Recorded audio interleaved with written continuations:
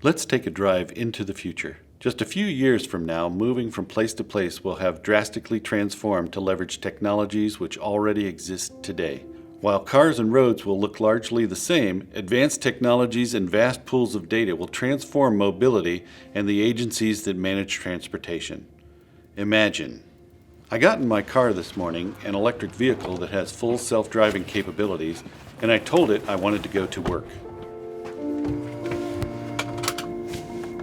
Navigate to work. The vehicle left the driveway, and based on current known traffic congestion, it chose the best path to take.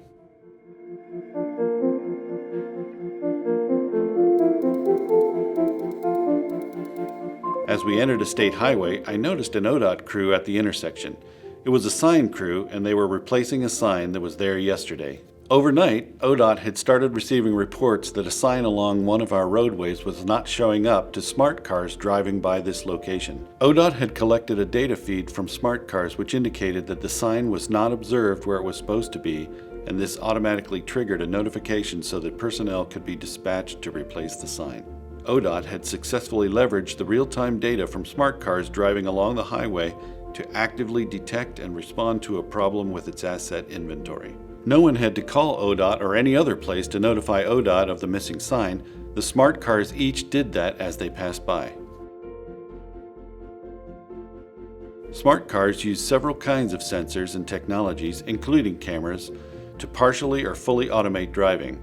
A byproduct of this technology is data, making it possible for each of these cars to become a part of an active road maintenance system to detect traffic signs, guardrails, road markings, etc. As I continued down the road, I noticed that a pothole that was there yesterday had been filled, which is great. It was a bad one. Smart cars that traveled the road yesterday had reported higher than normal vibration as they passed this specific geographic location.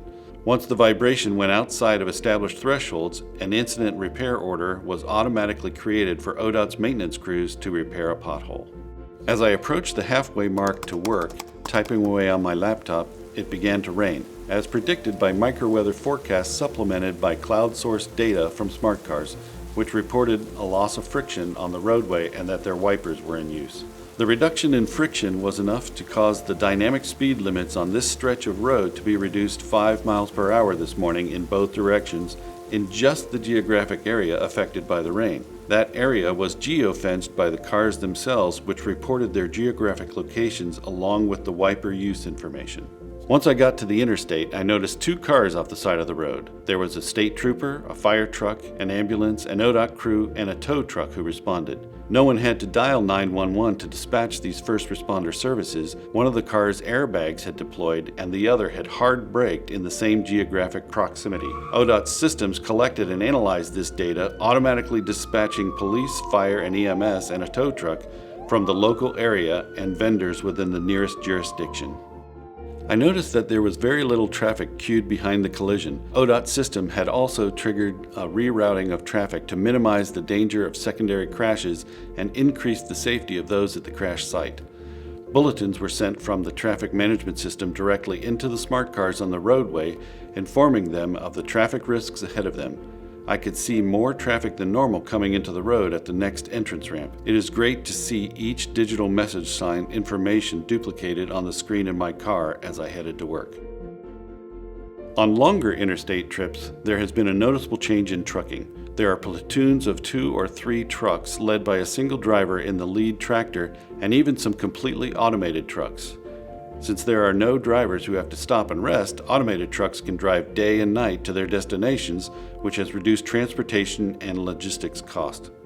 My car was set up to go just a couple miles over the speed limit, so it passed a few cars and continued its course to work, choosing the most efficient way to get there. Once off the highway, my car began communicating with traffic signals. What a great morning. My car's speed exactly matched signal timing so that I did not have to stop at any traffic light. I got to work on time and had finished up a presentation as I was being driven there. Looking forward to the ride home, it is great having the ability to turn the commute into productive work time. None of this is possible without data sharing. Accessibility to ODOT data, other jurisdictions' data, and automobile data, along with the ability to ask questions of these systems, are key to achieving these capabilities. The foundation is the sharing of real-time information, which includes speed data, traffic counts, weather, traffic signals, and more, coupled with static systems like asset inventory, road conditions, road locations, and municipality boundaries.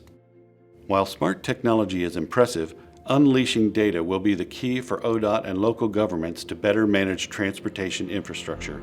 Smart cars are generating terabytes of real-time information about congestion, road conditions, and crashes, and ODOT both produces and consumes data for traffic operations, safety, and infrastructure inventories. By making this data transparent and accessible, a democratization of data, both private and public sectors will be able to analyze data sets and provide better, less costly management of the transportation system. Some of this functionality is already within ODOT's reach once we can easily consume real-time data from systems on the roads. To truly achieve smart optimization of our transportation system, significant collaboration between ODOT and its partners is key.